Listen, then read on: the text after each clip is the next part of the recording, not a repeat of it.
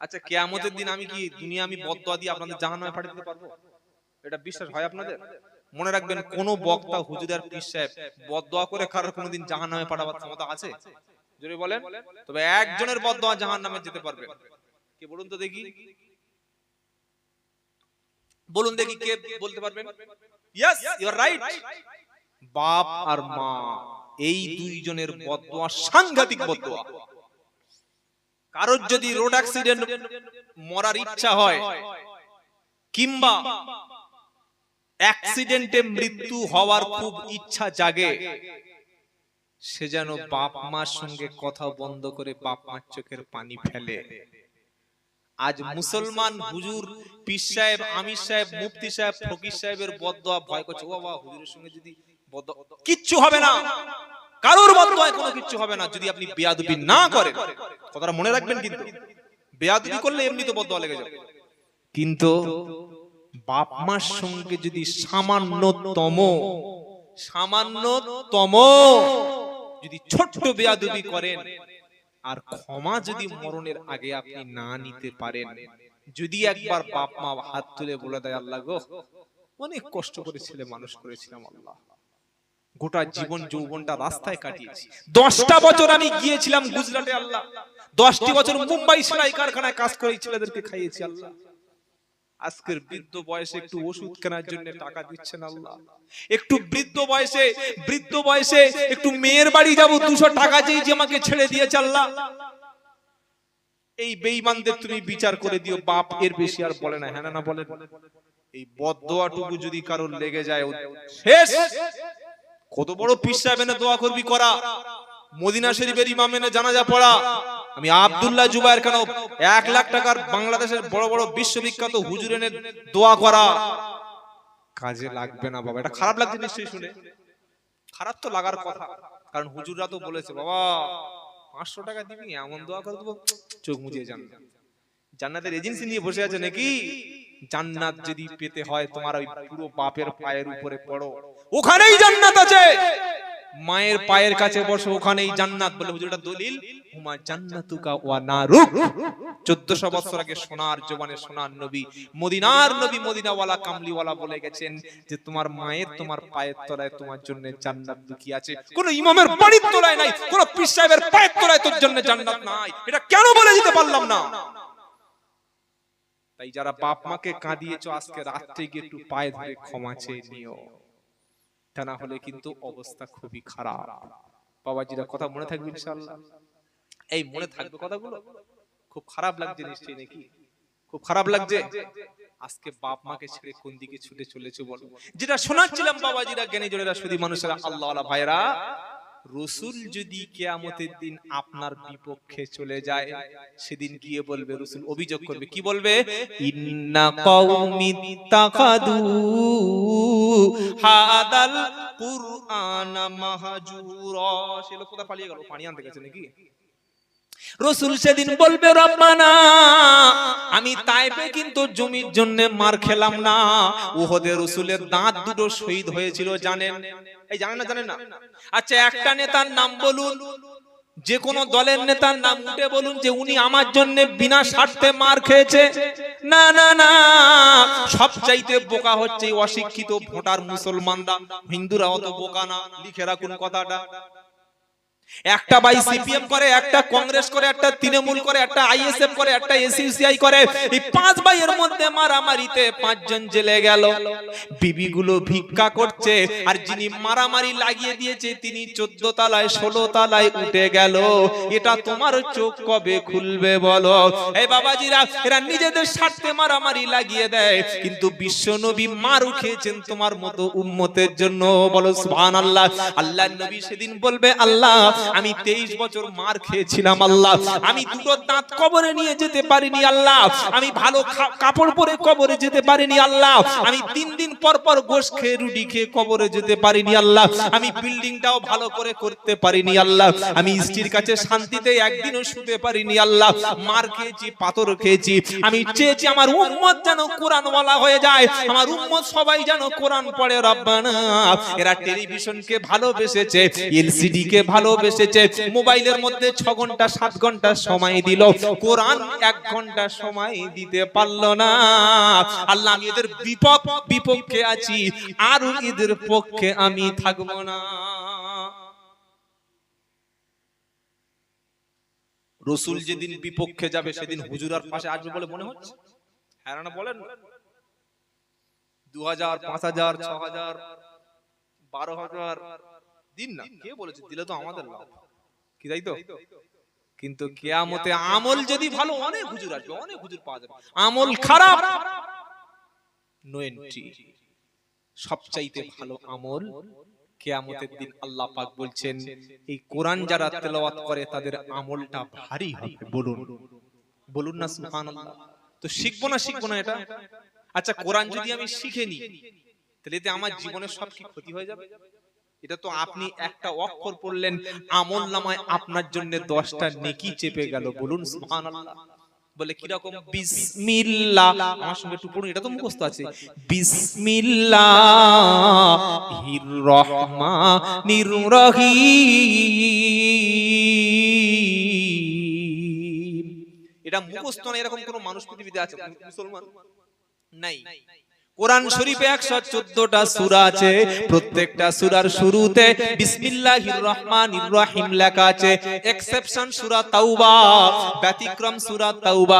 সূরা তাওবার শুরুতে প্রারম্ভিকাতে সূরা তাওবার শুরুতে কিন্তু বিসমিল্লাহ দেয় নাই। আল্লাহ দেখলেন সূরা দিলাম 114টা, বিসমিল্লাহ হলো 113টা, ইনকমপ্লিট থেকে গেল। ওটাকে কমপ্লিট করার জন্য সূরা নামলের মধ্যে আল্লাহ আবার বিসমিল্লাহ দিয়ে পরিপূর্ণ কমপ্লিট করলো। বলুন সুবহানাল্লাহ। বললে হুজুর বিসমিল্লাহ হয়েছে দেখি, এই বিসমিল্লাহির রহমানির রহিমের মধ্যে লেটার অক্ষর আছে, হরফ আছে কটা? বলেন 19টা বাক্য আছে, 19টা অক্ষর আছে, একটা অক্ষর পড়লে 10টা নেকি। আর কোরআন যারা পড়বে কিয়ামতে পাবে জান্নাতের টিকিট। জোরে বলো সুবহানাল্লাহ। সেদিন আমলনামাটা আল্লাহ ভারী করবে। বললো হুজুর ভারী করবে কে বললে বলো? তো কোরআন শোনাচ্ছে ফামান সাকুলাত মাওয়াজিনুহু ফাউলাইকা হুমুল মুফলিহুন। 18 পারা 7 পৃষ্ঠা 13 লাইন 103 নম্বর সূরার নাম সূরা আল মুমিনুন। আল্লাহ পাক বলছে ফামা সাকুলাত মাওয়াজিনুহু ফাউলাইকা হুমুল মুফলিহুন।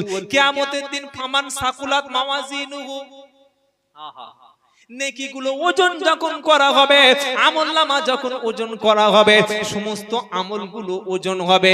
আল্লাহ মাফ করে দেখতে চাইবে যে লোকটা জান্নাতি কিনা।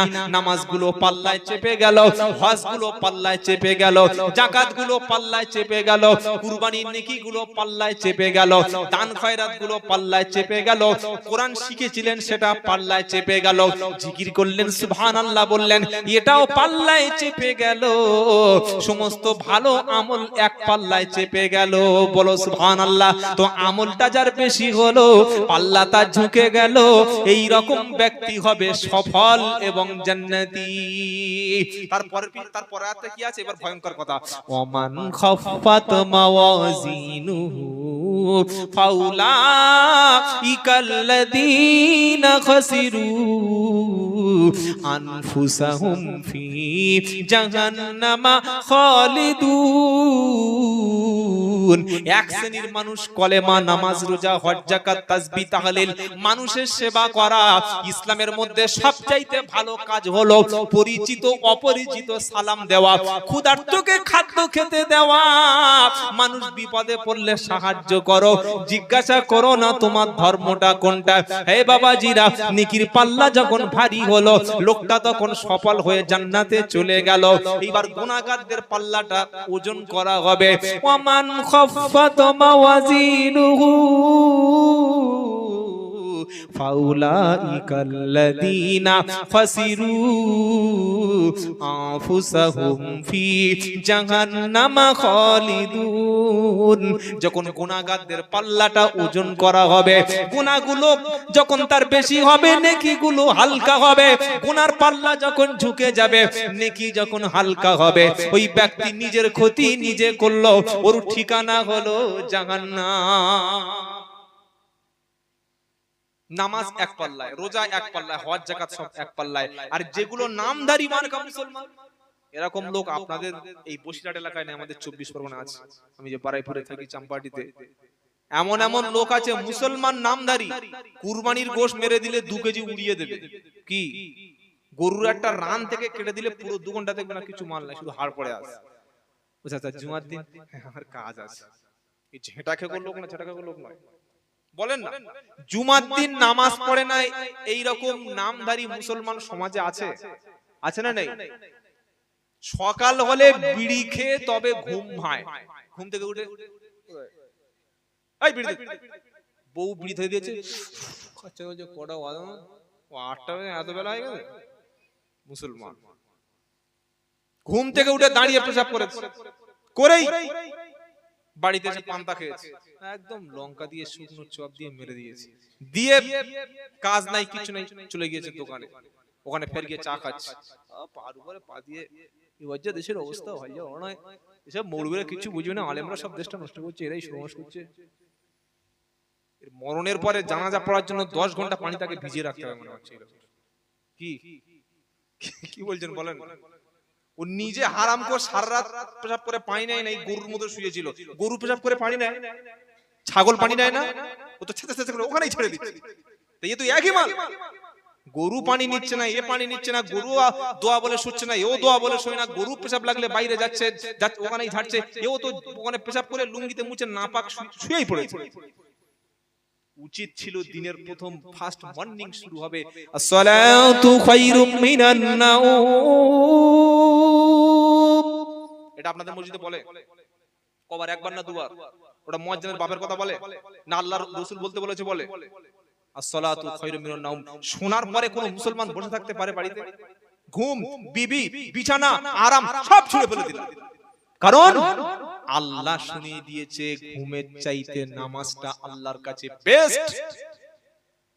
এরপরে কি করে শুয়ে থাকলে নামাজ 2 রাকাত পড়া হয়ে গেল, চলে আসলে এসে প্রথম আপনার কাজ, সব কাজ থাকবে আমার ভাইরা যারা কোরআন পড়তে পারেন তাদের খেদমতে বলছি, হাজারো কাজ ফেলে রেখে একটুখানি কোরআনটা তাক থেকে বা মসজিদের সেলফ থেকে পড়ে এক পৃষ্ঠা পড়ুন, আল্লাহ যত কিছু পড়েছি আল্লাহ আমার কোরআনটা কবুল করে নাও। এবার কোরআন পড়ে দিনের অন্য কাজে ঝাঁপিয়ে পড়ুন, মানুষকে সালাম দিন, ক্ষুধার্তকে খেতে দিন, আর ব্যবসা থাকলে বিসমিল্লাহ বলে ব্যবসা শুরু করুন, দেখবেন আপনার জীবনে রুজির অভাব হবে না, বলুন সুবহানাল্লাহ।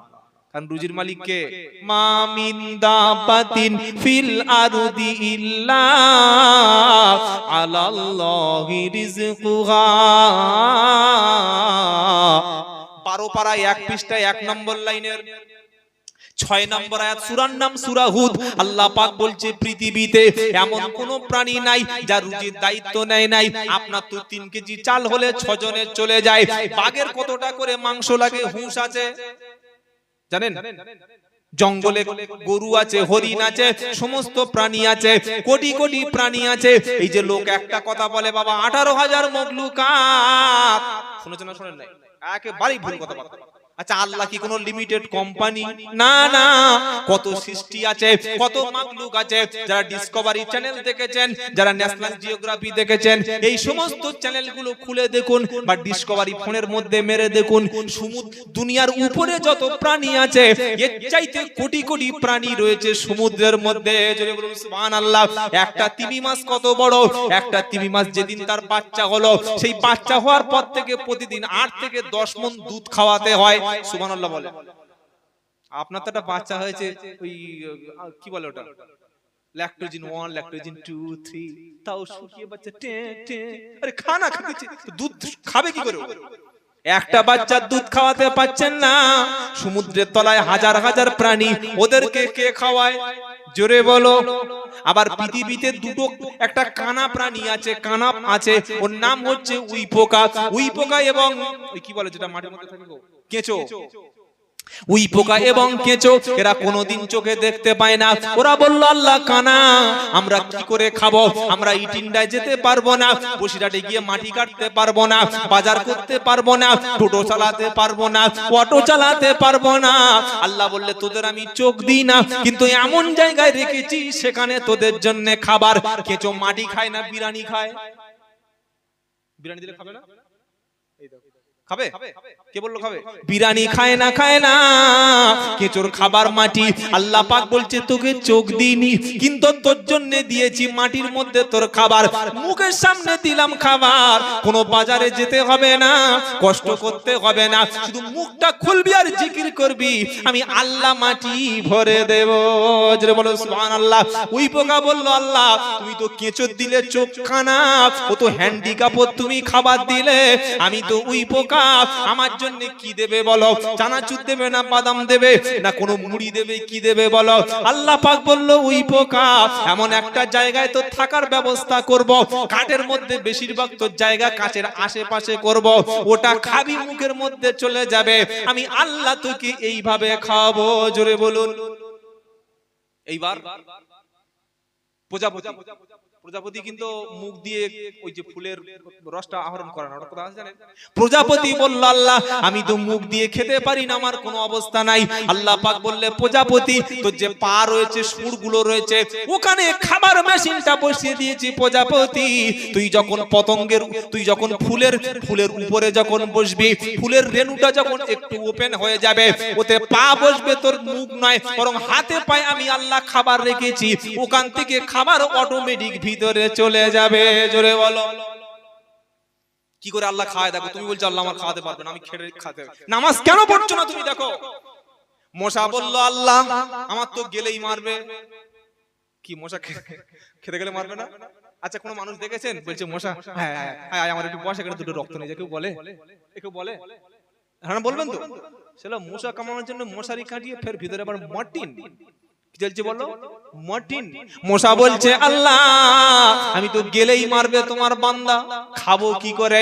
আল্লাহ পাক বলছে শোন, যখন দেখবি এমন জায়গায় দেখবেন, আমি গবেষণা করে দেখেছি, মশা ঠিক সেন্টার জায়গায় বসে, এখানে এখানে, ঠিক বলছি ভুল বলছি? ওই এমন জায়গায় বসবে না যেখানে বসলে ঝাপাট, ও জায়গায় বসবে না, ও ঠিক বেকায়দায় জায়গা বসবে। বলছে আল্লাহ বলছে, মশা বলছে আল্লাহ আমি তো বসবো, কিন্তু খাবো কি করে? এই বন্ধুরা আল্লাহ বলছে তোর ঠোঁটে একটা ইনজেকশনের সিরিঞ্জ দিয়েছি, ওটা কিন্তু যেখানে সেখানে ফোটাবি না। কত বড় আল্লাহ! একবার সিজদায় পড়ে বলুন আল্লাহু আকবার। মাঝে মাঝে সিজদা দেবেন আর বলবেন আল্লাহ। আল্লাহ পাক বলছে মশারে তোর আমি একটা সুচ দিয়েছি, সুচটা কিন্তু সিমেন্টের গায়ে ফোটাবি না, টিউবলাইটের ঠোকালে সুই কিন্তু ভেঙে যাবে, লোহার উপরে মারবি না, কোনো শক্ত জায়গায় মারবি না। মশা দেখবেন কখনো হাড়ের উপরে কামড়ায় না, নখের উপরে কামড়ায় না, হাড়ির উপরে কামড়ায় না। প্রথমে এসে বসবে, মাটিটা দেখে নেবে যে মাল এখানে হাল চষতে পারবো কিনা। মশা এসে দেখবে নরম জায়গা, এইবার যখন সিগন্যাল হয়ে গেল, মশা সুই দিয়ে দেখে নিল জায়গাটা রক্ত টানতে পারবো, সঙ্গে সঙ্গে মশার ব্রেন বলে দিল মশা তুলে নে কিছু রক্ত, প্রথমে একটু হালকা লাগবে, তারপর রক্ত তুলে নিবি, এভাবে তোকে বাঁচিয়ে রাখবো। সুবহানাল্লাহ বলে, তার নাম আল্লাহ। গরু বলছে আল্লাহ তা আমি কি করবো? আল্লাহ বলছে শোন, তুই থাকবি কোথায় বল? ছাদে থাকবি না মাঠে থাকবি? আল্লাহ বলছে আমার মাঠটা ঠিক করে দাও। আচ্ছা গরু যদি ছাদে থাকতো, ও পায়খানা পেশাব করতে নষ্ট করতো না? করতো না? আল্লাহ বলছে গরু তোর জন্য মাঠ দিলাম, মাঠে ঘাস দেব, ঘাসের মধ্যে তোর খাবারটা রেখেছি, ওখানে খাবি, ছাগলও খাবে। সবাই বললো খাবো। এবার বাঘ বলছে আল্লাহ আমি কি খাবো? বলছে তুই মানুষ খাবি, চুপ কর, ধরে দিচ্ছি। আচ্ছা কেউ গিয়ে দেখেছেন যে বাঘের কাছে বলছে ভাই এসছি অনেকদিন পর, আমার একটু মুসাফা করো? কেউ বলে? আল্লাহ বল, বাঘ বলল আল্লাহ মানুষ তো বোকা নয়, আমার কাছে আসবে। আল্লাহ পাক বলল বাঘ রে, মানুষ যখন আসবে না, আমি জঙ্গলের মধ্যে আমি তৈরি করে রেখেছি অসংখ্য হরিণ, অসংখ্য হরিণ তৈরি করে রেখেছি, অসংখ্য গরু তৈরি করে রেখেছি। হরিণ কিন্তু যখন দৌড়ায়, চিতা বাঘের চাইতে হরিণ জোরে দৌড়ায়। জোরে বলেন সুবহানাল্লাহ। মুখ থেকে বার হচ্ছে না? চিতাবাঘ যদি ঘন্টায় দৌড়ায় 70 কিলোমিটার পার আওয়ার মাইলেজ চিতাবাঘের, কিন্তু হরিণের কত? ওর চাইতে আরো 2 কিলোমিটার পার আওয়ার ওর হর্স পাওয়ার বেশি। কিন্তু হরিণ যত দ্রুত দৌড়ায়, হরিণের মধ্যে আল্লাহ একটা ফল্ট করে দিয়েছে। বাঘ গিয়ে বলছে, আল্লাহ আমি তো হরিণকে দৌড়াতে যাই, কিন্তু ও আমার চাইতে ওর রানটা বেশি, কিলোমিটারটা বেশি, কি করে ধরবো? আল্লাহ পাক বলছে, বাঘ সে সিস্টেম আমি করে দিয়েছি। আমি হরিণকে বললাম, হরিণ রে তুই যত বাঘের চাইতে 5 কিলোমিটার দূরে যত দ্রুত ছুটিস না কেন, আমি হরিণের মাথায় একটা গোবরের মতো বুদ্ধি দিয়েছি। ও যত দ্রুত দৌড়াক না কেন, মাঝে মাঝে পিছনের দিকে ফিরে দেখবে যে মাল আসছে কিনা, আর যতবার দেখবে রানিংটা কিলোমিটার কমে যাবে, বাঘ তখন গতি বেড়ে যাবে, আর পিছন থেকে খাবার মেরে সঙ্গে সঙ্গে খাবার হয়ে যাবে। তার নাম হচ্ছে আল্লাহ। আরেকটা কথা বলি, আল্লাহ কত বড় সায়েন্টিস্ট, বিজ্ঞানী, দেখেছেন কখনো এসব? ভাবেন বউ আছে কি খাবে, আমি কি খাবো, এটাই চিন্তা। আল্লাহ বলছেন সৃষ্টি জগৎ নিয়ে ভাবো। কুল সিরু ফিল আরদ, কুল সিরু ফিল আরদ ফানজুরু কাইফা কানা আকিবাতুল মুকাদ্দিবিন। সুবহানাল্লাহ বলে। কোন মানুষের যদি পা না থাকে সে কি হাঁটতে পারবে? একদম এখান থেকে কাটাই দেন, আমার দিকে দেখেন, পুরো এখান থেকে কাটা। ও কি করবে? লাঠির জায়গায় হুইল চেয়ার নেবে। সাপ বললো, আল্লাহ আমার তো কোনো পা নাই। সাপের পা আছে? কথা বলে না। সাপের পা নাই, বললো আল্লাহ আমি কি করে যাব? আল্লাহ পাক বলছে, তোমার শরীরে, তুমি তো রেপটাইল, তুমি তো সরীসৃপ, তোমার শরীরে এমন একটা অংশ, এমন একটা জায়গা করে রেখেছি, তোমার মন যখন চাইবে আমি আল্লাহ ফার্স্ট তোমাকে আমি রাস্তা দেখিয়ে দেব। জোরে বলুন সুবহানাল্লাহ। এইভাবে আল্লাহ খাওয়ায়। এবার একটা জিনিস ভালো করে লক্ষ্য রাখবেন, ছাগলের গালে দাঁত আছে, গরুর গালে দাঁত আছে, কুকুরের গালে দাঁত আছে। এই ছাগল আর কুকুরের দাঁত কি এক? আচ্ছা আমার বক্তব্য বুঝতে পারছেন? ছাগলের গালে দাঁতগুলো চ্যাপ্টা চ্যাপ্টা, কারণ ছাগল কি খাবে বলেন না, জোরে বলেন। ঘাস। ছাগল কি মাংস খায়? ছাগল খায়? মাংস দিলে তো পালাবে, বলে আমাদের দিচ্ছে অন্য যদি। ছাগলের ঘাস খাবে বলে আল্লাহ তার দাঁতটা করলো চ্যাপ্টা। এবার কুকুর কি খাবে? মাংস, তাই তো, কাঁটা। কুকুর যখন বললো আল্লাহ আমি মাংস খাবো, ঘাস খাবো না, আল্লাহ বললে ঠিক আছে, তো দাঁতটা কিন্তু ছাগলের মতো দেব না। কি একদম হাত দিয়ে একবার দেখবেন কেমন লাগে। দাঁতটা দিলাম সরু সরু, ছাগলের দাঁতটা দিলাম চ্যাপ্টা। এমাল ঘাস খাবে কিন্তু মাংস খাবে না, আর কুকুর মাংস খাবে, ঘাস খাবে না। সেজন্য ওকে দিলাম ধারালো, আর ছাগলের দিলাম চ্যাপ্টা। মানে মাংস খাওয়ার দাঁত আলাদা, ঘাস খাওয়ার বা সবজি খাওয়ার দাঁত। জোরে বলো। এবার মানুষ বলল, আল্লাহ যখন সৃষ্টি করা হচ্ছে, মানুষ বলছে আল্লাহ আমি তো মাঝে মাঝে সবজি খাবো, মাঝে মাঝে মাংস খাবো। আল্লাহ যদি কুকুরের মতো দাঁত বান্দা দিয়ে দিত, হুল হুল সরু সরু, সারা সপ্তাহ মাংস সংগ্রহ করতে পারতো না। সেজন্য আল্লাহ বললে তো 2-4টে চ্যাপ্টা দিয়েছি, সবজি খাবি 6 দিন, মাংস খাবি 1 দিন। কিছু দাঁত দিয়েছে ধারালো, আর কিছু দাঁত দিয়েছে চ্যাপ্টা। সামনের দাঁতগুলো মাংস টেনে ছিঁড়ে মেরে দাও, পাশের দাঁতগুলোতে খাবার চ্যাপ্টা। এটা মাংস খাবে, সবজিও খেয়ে নেবে। এরপরে মুসলমান বলছে আল্লাহ থেকে দেখা যান, তুই তো কপাল পড়া। এই যারা নাস্তিক বলছে কই আল্লাহ দেখা যায় না, আনসিন ইজ নাথিং, যা দেখি না বিশ্বাস করি না। তুই তোর পিঠটা নিজে দেখতে পারবি? আয়নার সাহায্য ছাড়া নিজের মুখটা দেখতে পারবি? নিজের মুখ তুই দেখতে পাস না, তুই আল্লাহ দেখবি কি করে? গুরু কথা। বাবাজিরা, সোনার লাইনে নিষ্ঠমানেরা, আল্লাহ আলা ভাইরা, তো রুজির মালিক কে বলেন? ফজরের নামাজ পড়ে চলে গেলে, এই যার বলছিলাম আমলনামা ওজন হবে, সেদিন গুনাহগারের আমলটা কম হবে আর গুনাহটা ভারী হয়ে যাবে। যখন গুনাহ ভারী হয়ে যাবে, তালফাহু উজুহাহুমুন নার ওয়া হুম ফিহা কালিহুন। তালফাহু উজুহাহুমুন নার ওয়া হুম ফিহা কালিউন।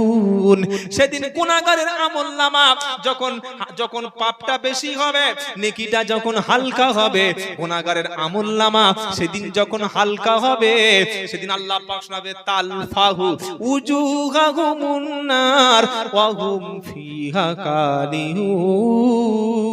পাপিষ্ঠ ব্যক্তির মুখটা কিন্তু আমি আল্লাহ পুড়িয়ে দেব। পাপিষ্ঠ ব্যক্তির মুখটা পুড়ে যাবে, কিন্তু নেককার নামাজি মুমিন ব্যক্তির মুখে আল্লাহ একটা নূর দেবে। বলুন না সুবহানাল্লাহ। বলে যে আমি তো কালো, আরে কালো থাকবে না দুনিয়ায়, বোকা কথা, আখিরাতে থাকবে না। কালো রূপ চেঞ্জ হবে, মুখের ব্রণগুলো চেঞ্জ হবে, সব দাগগুলো চেঞ্জ হবে। সেদিন আল্লাহ ঈমানদারদের জন্য নূর দেবে। আম্মা জান আয়েশা সিদ্দিকা রাদিয়াল্লাহু তাআলা আনহা আল্লাহর নবীকে জিজ্ঞাসা করলেন, নবী, আদম থেকে আপনার উম্মত পর্যন্ত কোটি কোটি বিলিয়ন ট্রিলিয়ন উম্মত হবে, আপনার উম্মত হিসাবে কি করে চিনবেন? নবী বললেন, শোনো আয়েশা, 100 কালো ঘোড়া, 100 কালো ছাগলের মধ্যে, 100 কালো ঘোড়ার মধ্যে একটা ঘোড়ার কপাল যদি সাদা থাকে, ওটা আইডেন্টিফাই করা সহজ হবে না, কঠিন হবে, ওটা অবশ্যই চিনে নেওয়া যাবে। অন্যান্য সব নবীর উম্মতের মধ্যে কোন নবীর উম্মতের নূর থাকবে না, কিন্তু আমি নবী, আমি যেমন শ্রেষ্ঠ, আমার উম্মতও তেমন শ্রেষ্ঠ। আমার উম্মতের যাদের মধ্যে নামাজ থাকবে, নামাজের আগে লোক ওযু করে, দিনে 5 বার নামাজ পড়বে, 5 বার নামাজ পড়ার আগে 5 বার ওযু করবে। বলে হুজুর ওযুর কথা কোরআনে কোথায় লেখা আছে বলো? ইয়া আইয়ুহাল্লাযীনা আমানু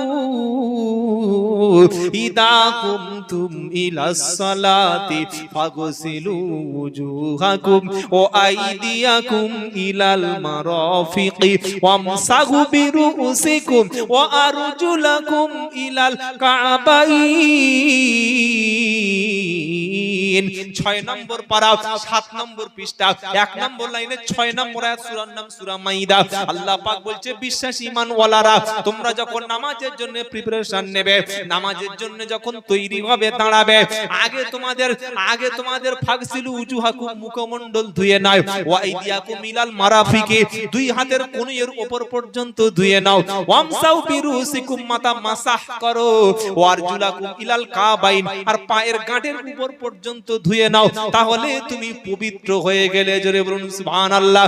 যারা 5 বার ওযু করবে, তাদের জীবনে কখনো চর্মরোগ বলতে কিছু হবে না, মুখে তাদের কোনো কালো স্পট পড়বে না, নামাজি ব্যক্তির সেদিন নূর হবে। নবী বললেন, আয়েশা, আখিরাতে নামাজি ব্যক্তির নূর হবে, ওই নূর দেখে আমি নবী চিনে নিয়ে জান্নাতে যাব।